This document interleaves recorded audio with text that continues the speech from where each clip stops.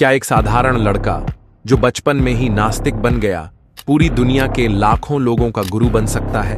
और क्या सच में उसने फ्री सेक्स और पूंजीवाद को बढ़ावा दिया था, या ये सिर्फ एक बड़े षड्यंत्र का हिस्सा था? आज जानते हैं ओशो रजनीश की पूरी कहानी, एक विवादित सन्यासी की जीवन गाथा।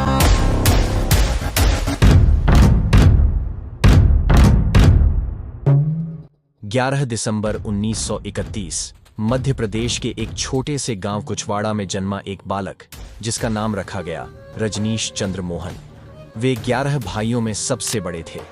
बचपन में ही उन्हें उनके नाना नानी के घर भेज दिया गया, जहां उन्होंने बिना किसी बंदिश के पूरी उन्मुक्तता के साथ जीवन जिया। रजनीश का दिमाग हमेशा सवालों से भरा रहता था।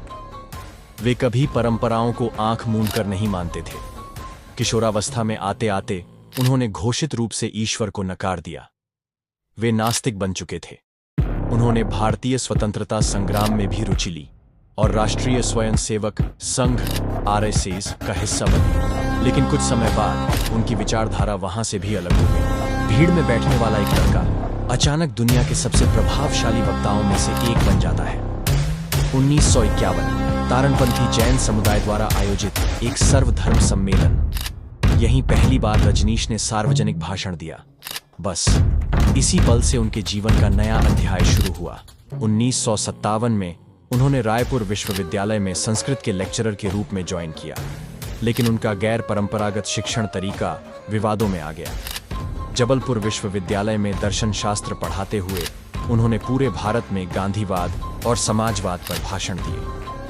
1971 में उनके अनुयायियों ने उन्हें भगवान श्री रजनीश की उपाधि दे दी। अब वे सिर्फ एक प्रोफेसर नहीं, बल्कि एक आध्यात्मिक गुरु बन चुके थे। एक भारतीय गुरु जिसने अमेरिका में एक पूरा शहर बसा लिया। 1981 में वे अमेरिका चले गए और ओरेगन में रजनीशपुरम की स्थापना की। यह एक आध्यात्मिक शहर था, लेकिन अमेरिकी सरकार को यह पसंद नहीं आया। 1985 में ओशो को अमेरिकी सरकार ने गिरफ्तार कर लिया। उन पर 34 आरोप लगाए गए: जालसाजी, मनी लॉन्ड्रिंग, अनुयायियों को अवैध शादियों के लिए उकसाना आदि। अंत में उन्हें $4 लाख की पेनाल्टी चुकानी पड़ी और अमेरिका से निष्कासित कर दिया गया।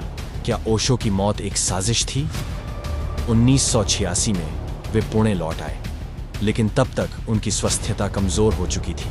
उनके अनुयायियों का दावा था कि अमेरिका की जेल में उन्हें धीमा जहर दिया गया था। 19 जनवरी 1990 को हार्ट अटैक से ओशो का निधन हो गया। उनके अनुयायी आज भी मानते हैं कि उनकी मृत्यु एक सोची समझी साजिश थी।